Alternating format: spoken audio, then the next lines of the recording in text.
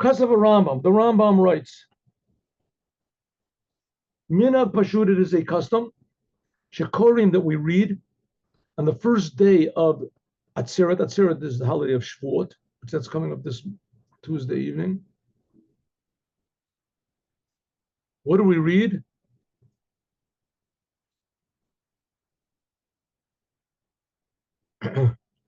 In the Torah, we begin to read from the Torah, B'chodesh HaShlishi, that's in Yitro. And the Maftir is B'merkava. The Maftir is in the chariot that Ezekiel saw, Yechezkel. Makor B'Braita, this, where do we learn this from? A Braita, a paragraph in Torah, in Talmud Megillah. That's where Rambam learns this. Okay, the reason that we read the Merkava of Ezekiel, Yechezkel, Rashi says, and it's also brought in the Shulchan Aruch of the Alter Rebbe, it says, Al Shem, because Shenigla b'Sinai, that God revealed on Mount Sinai, Ravavos, says with 10,000s of angels, Alfei Shin, with all sorts of angels. Okay, what is this Haftorah of Yechezkel? I'll go over it, God willing, today. Later, I'll put up a thing. I'll put up a video. Of Yechezkel. Very bizarre, very, very strange that Yechezkel saw this vision, and in the vision he sees all of these angels. And there's this type of angel, there's the face of a lion, the face of a this, the face of that. All these different angels that he sees, and he goes on and on and on and on and on and on about these angels that he sees. Let's see if I can find this over here. Where is this? 1 second. No. Yeah, maybe I'll find it. A little bit of it I'll read to you. Yeah. No, okay. And it talks about amazing things that he saw, and the angels are going, holy, holy, holy. I'm sorry, I can't find it for some reason. All right, the angels. Okay, what do the angels got to do with the receiving of the Torah? It says, well, because it says, there's a sentence in Psalms. In Psalms, that when God gave the Torah, it says, Vashina, Ravos Alfei Shinan. It says, it's in Psalms here, number 10. Where is it?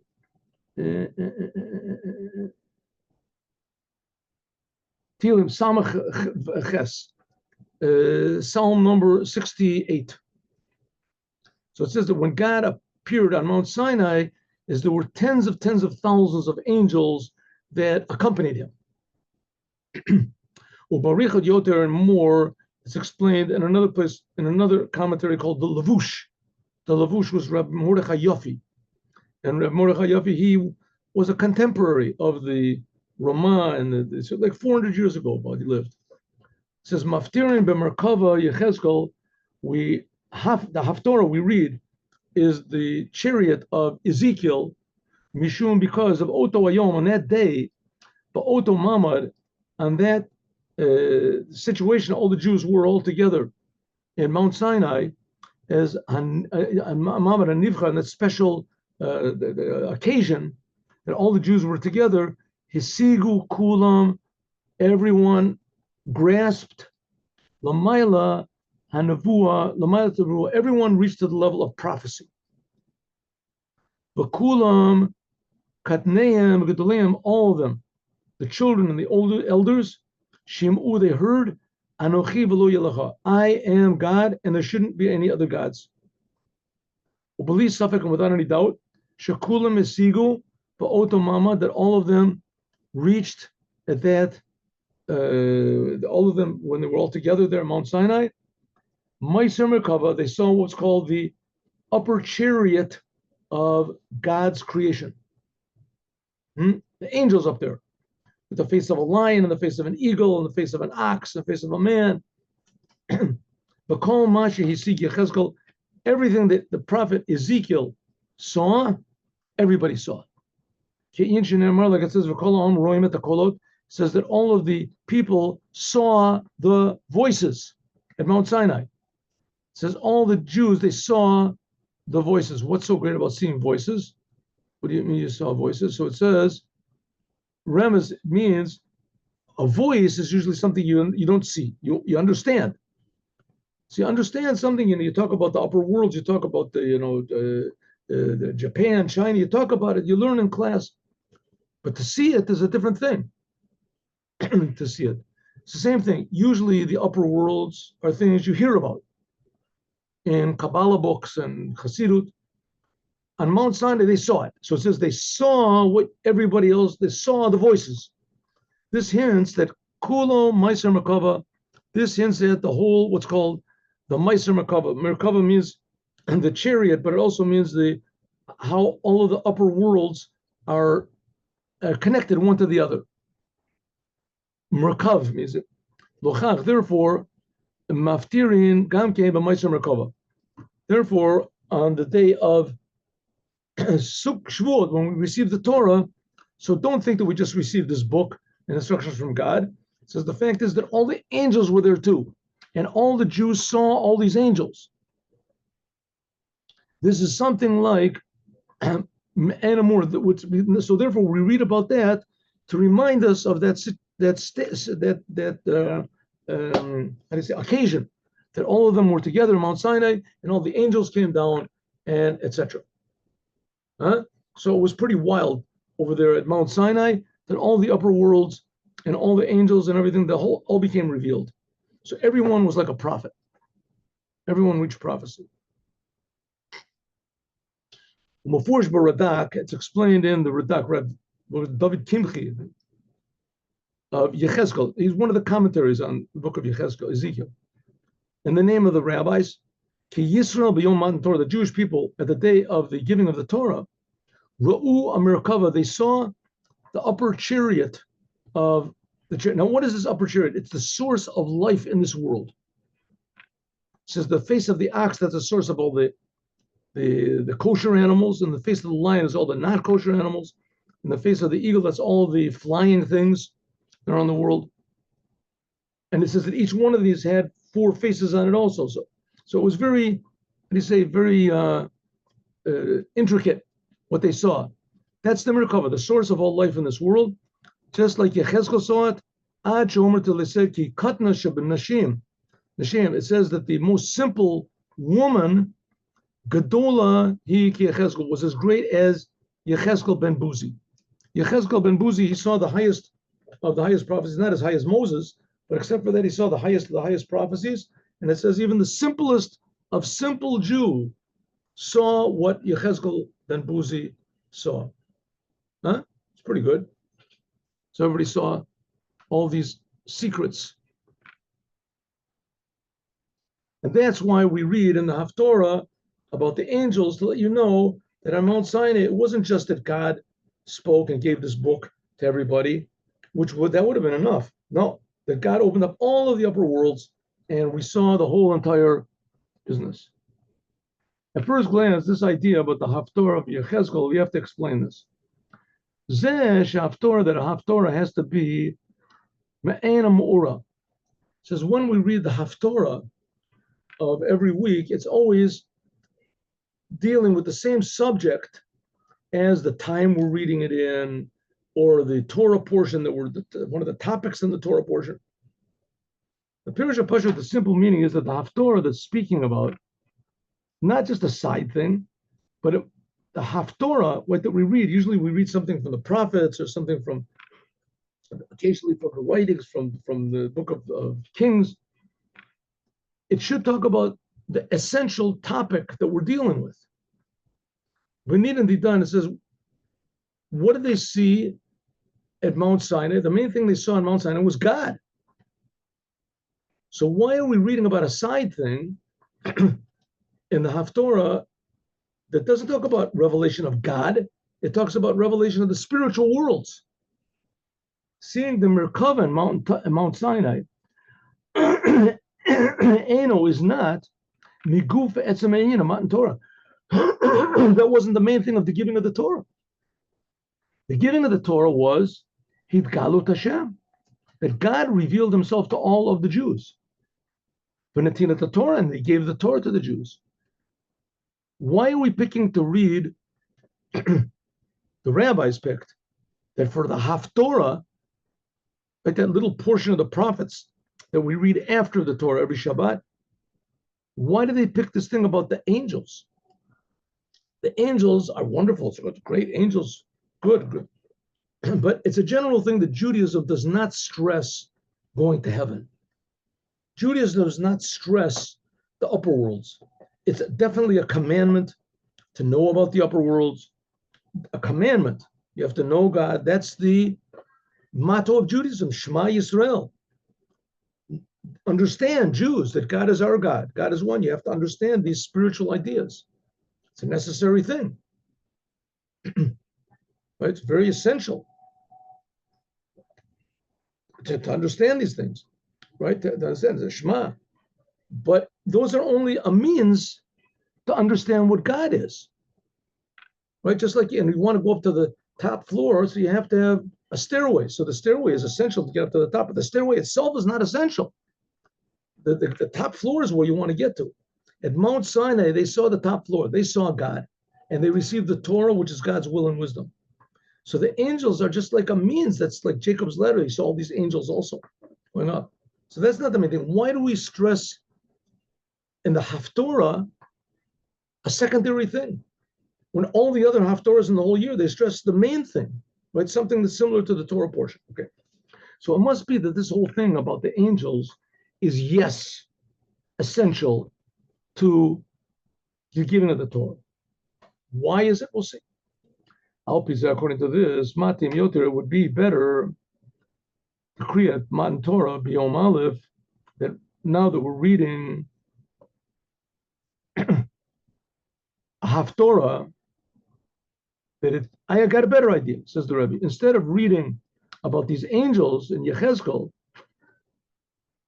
that you should read something which is very similar to the holiday we're reading, right? We're reading this is the Haftorah of Shavuot. Why read about angels on Shavuot? We should learn. I got a better idea. There's another Haftorah, Chabakuk. In Chabakuk, it talks about over there clearly about the giving of the Torah. 1 second.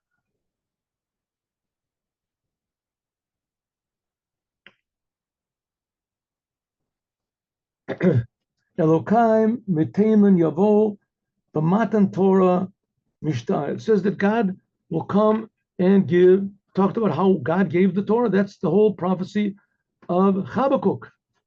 Habakkuk, I think, is only one chapter, right? Let me have a look over here. I think that it is. Habakkuk is only one chapter. Huh? Is that true? 1 second. Let me have a look. 1 second.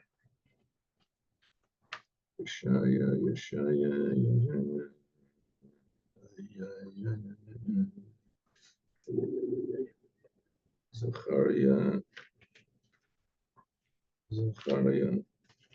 Yeah, I'm almost sure that it is. Maybe that was Haggai. Maybe I'm wrong. 1 second. Oh, you do.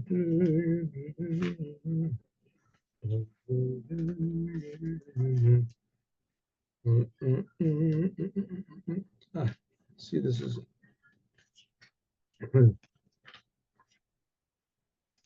almost just 1 minute. I'm already in this thing over here. Joel.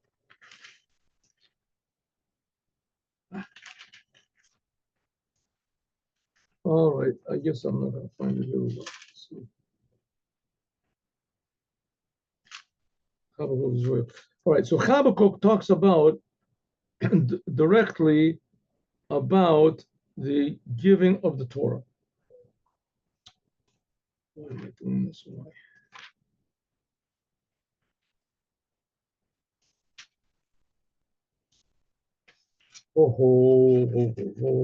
Okay, I'm going to have to find this later. I'm sorry for the delay. Okay, good. Anyway, so Habakkuk talks about, so that would be better. Talk about giving of the Torah. Habakkuk talks about giving of the Torah. And Yechezkel doesn't talk about that at all. It talks about the angels. Why do we pick talking about the angels on this day? So there must be some very necessary reason, and the Rebbe is going to discuss what it is. Even more, Afilu Tim Salom, or even if you want to say that this was one of the main topics of the giving of the Torah, that and this was the revelation of the Shekhinah, of God's presence and it came along with the what's called the upper chariot of God, like it says in the Levush, like we just finished learning over there from the Levush, that day, and that standing of all the Jews is all of them got prophecy, the holy chariot. But at first glance, this is not the main emphasis is not that the Jewish people saw the chariot of God, but what there was revealed God. And that which came along with God's name, that's a secondary thing. Masha Kulam Shamu, that everyone heard, I am God, and you shouldn't have any other gods. They heard it directly, and especially what it says in the rabbis, Shemari Samarkava, that the Jewish people saw all of the configuration of the spiritual worlds. This was just a byproduct from that. Or some of them even say that more, that because they saw all these angels at Mount Sinai, so from this there came the sin of the golden calf. Because when they saw at Mount Sinai the configuration of the angels, so one of them, I said, what was it? The face of the lion, and was on around the chariot. So it says there's the face of the lion, and there was the face of a eagle, and the face of a man, and the face of a cow, an ox. And when the Jewish people saw this ox, so afterwards, when Moses didn't come down from Mount Sinai, so it says that the Erev Rav, that the converts they took out of Egypt, they built this. They wanted to make an idol, so they made it in the form of a calf. And they said, "See, remember in Mount Sinai you saw the face of an ox?" Everybody said, "Yeah." Says, "Well, this is the calf. This represents the ox. You can worship it. It's okay." Saw it at Mount Sinai.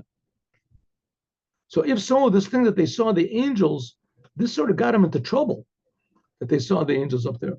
Why do we have a Haftorah that talks about a secondary thing, the angels, and also there was a negative side to it, that it caused them to worship the golden calf? The Haftorah is supposed to be similar to the Torah portion. The Torah portion talks about giving the Torah. Read the Haftorah, something that talks about giving the Torah, like in Habakkuk we had over there. And even if you want to say that there has to be the Haftorah of the Merkava, that there has to be for some reason, and that this is better, maybe you want to say that you should, about the Merkava. Let's say for some reason you want to talk about the angels. You want to talk about, you have to talk about it. So I got a better one, Isaiah. The Merkava that Isaiah saw, Yeshaya. Now Yeshaya, he came before. Right? Yechezkel, he was there in the destruction of the temple. He was there in the destruction of the temple. Yechezkel, he was like 100 years after whatever of Yeshaya. So the prophecy of Yeshaya was in a way a lot, also talked about the angels, but Yeshaya talks over there about not so much about the angels, but he talked about Rias Kavod Hashem. He also saw the glory of God. Ve'ereh et Hashem. He said, I saw God, Yoshev al Kiseh, sitting on a throne, Ram v'nisa, high and elevated, V'shulav malem et hechal, on the bottom of this throne filled the tabernacle, and there were these angels which were standing there also, above him, it says. This is also, like it says in and this is what when it comes to Parshas Yitro, when we read in Yitro, which that's where it talks about the giving of the Torah, it's like the fifth chapter in the book of Exodus that we read, is when we read there, then the Haftorah of that is Yeshaya. When we read Parshat Yitro, where it talks about the giving of the Torah, then we do have the Haftorah of Yeshaya. So Yeshaya, it talks about the angels, but it mentions clearly God, which is not the case in Yechezkel that we read here in the holiday of Shavuot when the Torah was given. There it doesn't talk about God. The main thing it talks about is the Merkava, the chariot, and a little bit it talks about it, gives God an honorable mention over there. Okay, so the question is getting stronger and stronger from all the Haftorahs that the rabbis could pick to symbolize the holiday of Shavuot. and we read it on the holiday of Shavuot, is the Haftorah of Yechezkel that talks 99.9% about angels. Says the Rebbe, why? The holiday of Shavuot is not about angels. It's about God and the Torah. And it doesn't mention that in Yechezkel. Read the Haftorah of Habakkuk. And if you want to read about the angels, at least read the Haftorah from Yeshaya, from Isaiah. There it talks about God first, mainly, and then it talks about the angels. That's more fitting to holiday of Shavuot. Says the Rebbe, the question is even more. Giloi Kavod Hashem, that which there was the revelation of the glory of God at Mount Sinai, wasn't similar to the Gilui revelation of the glory of God in the Mekeva of Yechezkel. Elabat, Bedome Yoter, it was more like the prophecy of Isaiah. Why? And even more than that. Ka'en Dargot Moshe Gadol Shebenivim. It says the prophecy of Isaiah in general was higher than the prophecy of Ezekiel. Huh? The prophecy of Isaiah is more similar to the level of Moses. What does it say about Moses? Moses, it says, Panim b'panim diber Hashem aleichem. It says that God spoke face to face. Face to face, God spoke to the Jews on Mount Sinai. Like we said, Anochi, I am your God. You shouldn't have any other gods. According to this, so we have to have explanation what the Reb David Chimchi said before, that in Mount Sinai, there was the revelation of this chariot of Yechezkel. Why did he say that there's the revelation of the chariot of Ezekiel? Since this revelation of Isaiah, Yeshaya, was higher, which was much higher than that, so Shraga Batahira Mahani, what does a torch help in the middle of a day? Go outside with a torch in the middle of the sunlight, the torch doesn't help. Yechezkel was like a torch. Isaiah was like the day. It was a higher level of prophecy. If the great holiday of Shavuot, when God gave the Torah, you want to symbolize how great that holiday was in the Haftorah, so take at least the Haftorah of Isaiah, or even better of Habakkuk. Why did you take Yechezkel, that he has a lower level of prophecy, and it doesn't talk about Hashem that much? It doesn't talk about God or the Torah. It talks about the angels. Gam also, and there is a reason. The Rebbe is not going to say there was a mistake was made. The Rebbe is going to say that they were definitely right, and we have to understand why. But the question is a big question. We can't just take it for granted. Gam also, we have to understand of the same law of the Maftava. Why does it say that on Shavuot that the Maftir is the Merkava? And the Maftir has to be in about the angels. Why? It says there's a law, she'en dorshin b'merkava afilu b'yachid elin kein hayachacham umevin bedato. It says you're not really supposed to learn about the angels. We're not supposed to learn about the angels. Therefore, there are some places that gadol v'chacham korezot haftorah, that only the greatest person in the congregation, he reads the haftorah. And therefore, because what learning about the angels, like we're learning about in Yechezkel, is not supposed to be done in public. Only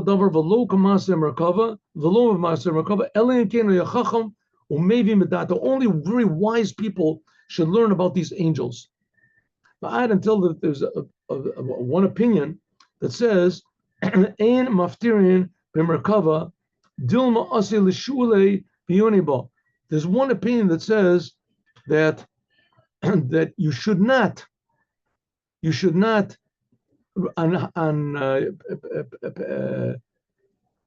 Shavuot. One opinion says you should not read this Haftorah. You should not read the Haftorah. Why? Because maybe people will start making up their own ideas.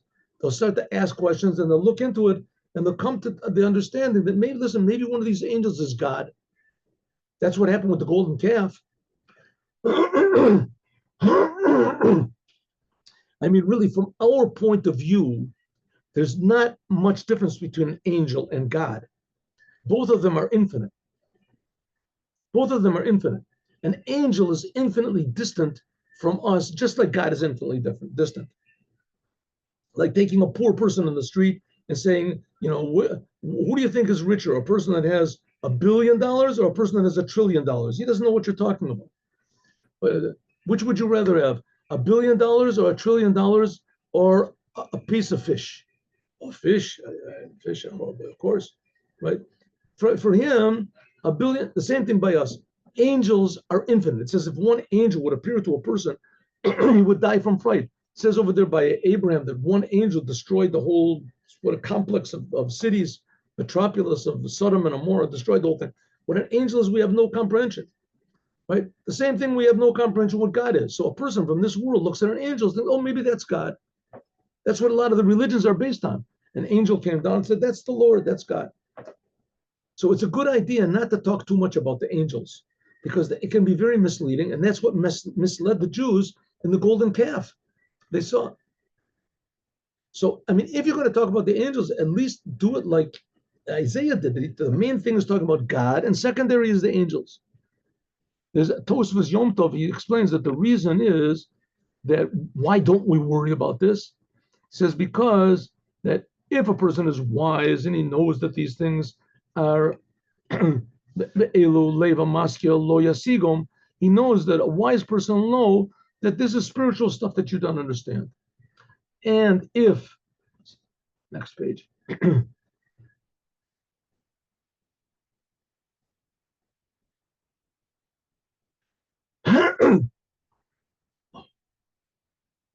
And if a person is not smart, so he says, so he's not going to ask any questions.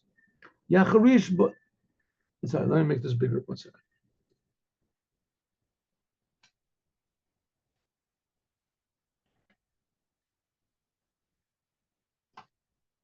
Right?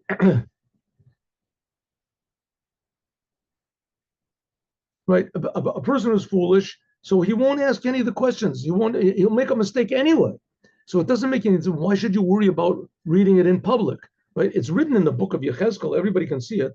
So you're going to publicize it. It says a person who's a fool, he's going to keep quiet anyway. He's not going to come to any more mistake conclusions than just by reading it in the.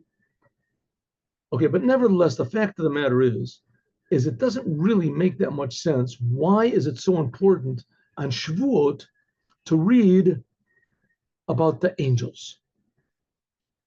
Okay, we have. Let's look into this. First of all, there is still a slight danger reading about the angels that a person might come to make mistakes and think that they're God, just like they did with the golden calf.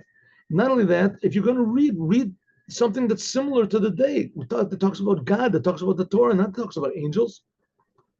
Sister Rebbe, we also understand what is the benefit in reading about the angels in public. Okay, let's say it's not going to come to any damage. A wise person will realize you can't understand it. And a simple person will realize it's just too deep, that there's no way he's going to make up ideas. Okay, but the fact is good. Okay, let's say no damage will come from it. What's the benefit though? Shekavanat Kriya, that the reason we read this about the angels is not just for special genius people, Shechan and Hashem, that God gave them a special ability to understand about the deep things up in the heavens, and not to take it at face value. But it's for everybody. So what you're reading about the angels because people won't make a mistake. That's the way you read it. So don't read it at all. That's the whole reason. There has to be some positive reason that we want everyone in the whole synagogue that should know about these angels that exist. The majority of the people are not in this tremendous high level of understanding that they can understand what's going on in the. And all of a sudden, everybody's getting together and they're learning about the Torah. And all of a sudden, it comes around the angels. We'll learn about the angels, and the angels go. They say this. They say holy, holy, holy. They say angels. Why is it important to us in our day-to-day life? And why is it important to the connection of the Torah? Why? Says the Rebbe, therefore we have to say, there must be in this story of the vehicle of Yechezkel, the Merkava of Yechezkel, talking about the angels, there must be something very special. That there is especially, only from this can we really understand the big novelty of the giving of the Torah. Therefore, in fact, there was the revelation of the angels at this time. What are the angels trying to tell us something special about the giving of the Torah? And therefore, this Haftorah, it really is something like the occasion of the giving of the Torah. And even more than the prophecy of the Merkava, the chariot of Isaiah. And this is especially only in the prophecy of Ezekiel. That's more similar to the giving of the Torah than anything else. And this was given to every single Jew to understand even all the details of the Merkava of Yechezkel, the different types of angels, and they said this and the Chayas HaKodesh and the Ufanim. And even though that they can't be understood because it's very, very deep, but still there must be some very, very essential and simple lesson here about the giving of the Torah, that it must be told, it must be explained. What is the explanation? That we're going to find out, God willing, tomorrow. And now let's see, because they're going to come pick me up in a couple of minutes. Here we go.